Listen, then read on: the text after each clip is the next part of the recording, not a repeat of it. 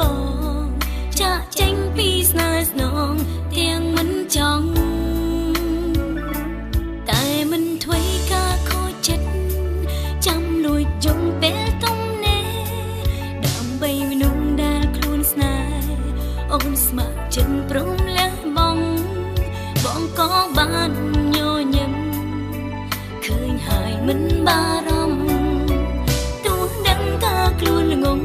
ដើម្បីស្នេហ៍ដល់មកឈឺចាប់គឺខ្ញុំក៏ចិត្តមុនគេមិនឆាប់ចាក់ចេញរឿងនឹងបែបមិនឆាប់ចប់ទេតាមពិតឈឺខ្លាំងតែប្រឹងតតាំងញញឹមដាក់គេខូចចិត្តក៏ដោយឲ្យគេបានក្តីសុខ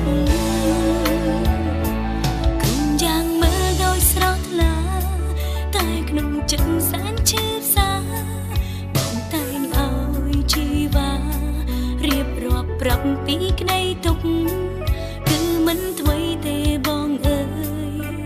ជឿចាំទៅថ្ងៃមុខឃើញបងមានក្តីសុខ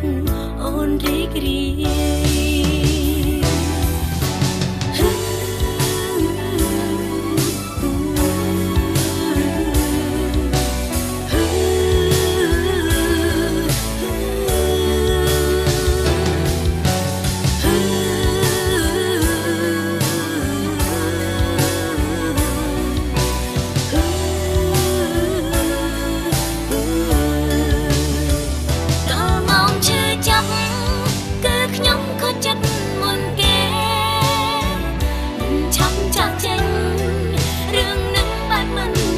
ចប់ទេ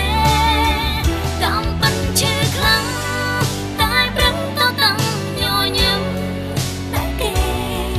ខូចចិត្តក៏ដោយឲ្យគេបានក្តីសុខក្រុមយ៉ាងមើលដោយស្រស់ថ្លា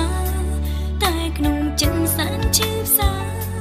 បងតែងឲ្យជីវ៉ារៀបរាប់ប្រាំពីក្តីទុក្ខ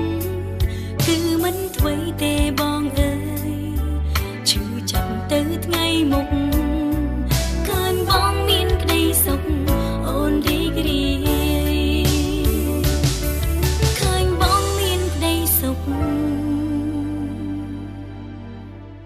អូនអងចិត្ត